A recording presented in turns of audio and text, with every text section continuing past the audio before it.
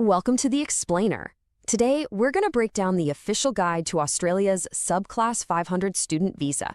Think of it as your golden ticket to studying down under. All right, let's get right into it. This is a super important visa, and for this, we're going straight to the source, the Australian Department of Home Affairs. Why? Because we want to make sure you're getting the most accurate, up-to-date info on how this whole thing works. Okay, so first things first, what can you actually do with this Subclass 500 visa? And maybe just as important, how long does it last?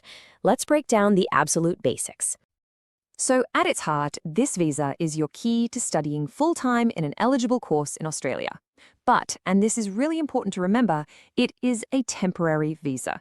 How long you can stay, which can be up to 6 years, is completely tied to the length of your course. Now, this visa does a really great job of balancing study, travel, and work. You've got the freedom to travel in and out of the country, and you can work up to 48 hours every 2 weeks while your classes are running. But listen up, because this is a big one. If you're doing a master's by research or a PhD, those work limits, they don't apply to you. That is a huge advantage. And just to be clear, the length of your visa isn't a one-size-fits-all deal. Nope, it's totally tailored to your specific course. There are even special rules for younger students. For instance, kids in the early years of primary school, they're usually looking at a visa for a maximum of 3 years. All right, let's tackle the two big ones. The questions pretty much every single applicant has. How much is this whole thing going to cost me? And can I bring my family? Okay, so the official government website gives us a starting number from 2,000 Australian dollars for the main applicant. But I really want you to notice that little word, from. Because trust me, that's just the tip of the iceberg financially. So, what else is there? What other expenses do you need to factor in to get the real picture of what this is going to cost? And yeah, here's where it starts to add up. On top of that base fee, you've got a budget for charges for every family member you bring. Then there are the mandatory health checks, police certificates, biometrics. Oh, and if you have kids, their school fees are a whole other thing to think about. None of this is optional, by the way. It's all part of the deal. Now, when we talk about family, you have to know that the government has a very specific definition. Your partner? Yes. Your dependent kids under 18? You bet. But a child who's already 18 or older, or other relatives like your parents? Nope, they can't be included on your student visa application. And this brings us to what might be one of the most critical points in this whole process. This is straight from the official guide, folks. You must declare your family members in your application, even if they aren't planning to travel with you right away.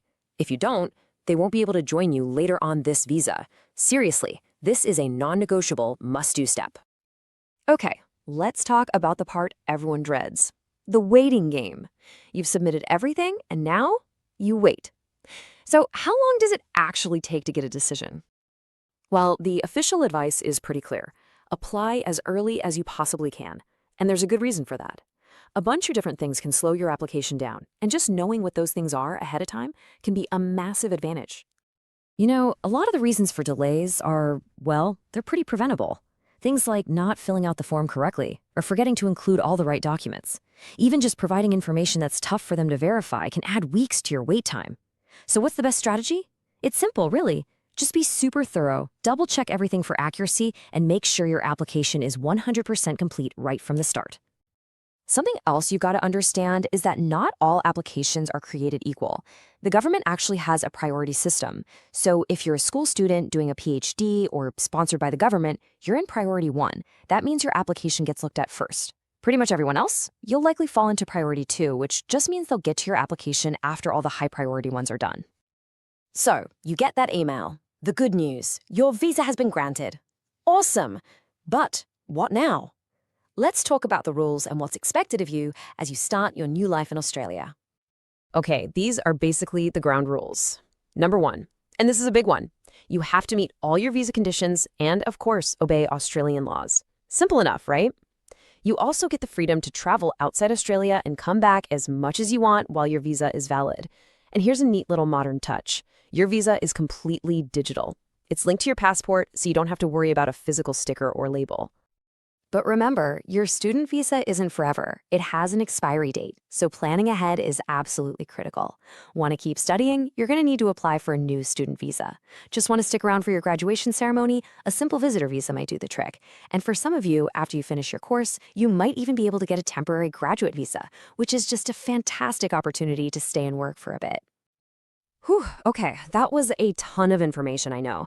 So let's just boil it all down. What are the 3 most important things you need to walk away with from this official guide? Takeaway number 1, and if you remember nothing else, remember this. Declare all your family members right from the start. I can't stress this enough.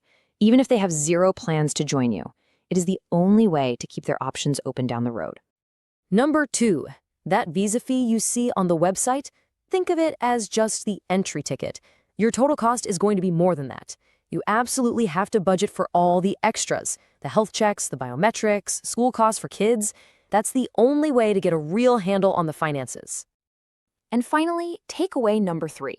Your best friend in this whole process is a complete, accurate, and early application. Seriously, knowing about the priority system helps you manage your expectations for sure, but nothing, and I mean nothing, beats a perfect application for avoiding those frustrating delays. So, there you have it. You've got the official guide broken down. Now you're so much better equipped to handle the whole Subclass 500 process. The only real question left is your Australian study journey ready for takeoff?